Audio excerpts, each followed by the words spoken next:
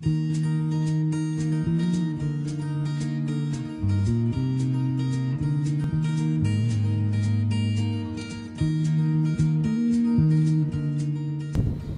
een paar jaar bestaat in Nieuwvliet het museumcafé Het Koekoeksnest.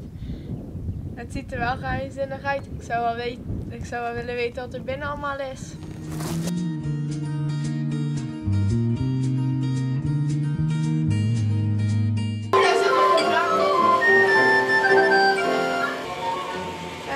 Hoi. Hoi, Wie bent u? ik ben Ronald, Ronald Spiesens. Ik ben eigenaar van het museumcafé Het Koekoeksnest.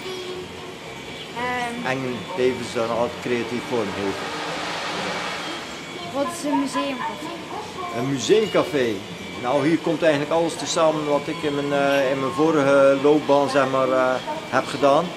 En dat was creatief vormgeven, het zegt het al een beetje. Ik heb altijd decors, onder andere decors gemaakt voor toneelgezelschappen. Maar ik heb bijvoorbeeld ook schilderijen gemaakt, maar ook andere dingen, gewoon gekke dingen gemaakt voor theater. En dat is eigenlijk allemaal en restauratiewerk. En dat is dus allemaal eigenlijk komt dat hier een beetje.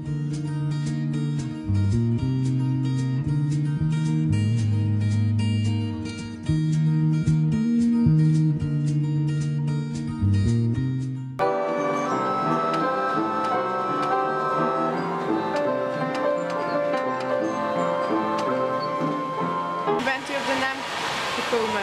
Het Koekoeksnest, ja, ik was eigenlijk niet van plan om cafébaas te worden. Ik wilde wel een café neerzetten, een heel bijzonder café. Maar ik had het idee dat een andere kant zou openhouden. Dus ik was eigenlijk de koekoek die zijn ei in een ander zijn nest legt.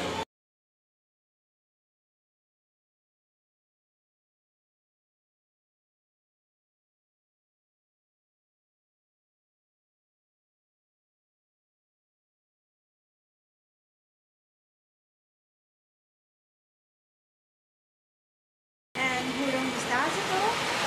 Oktober 7 jaar. Dus aanstaande oktober 7 jaar. Nou ja, dus, ik heb heel veel restauratiewerk ook gedaan en ik maak veel dingen zelf. Dus de poppen maak ik zelf, de muziekinstrumenten automatiseer ik zelf.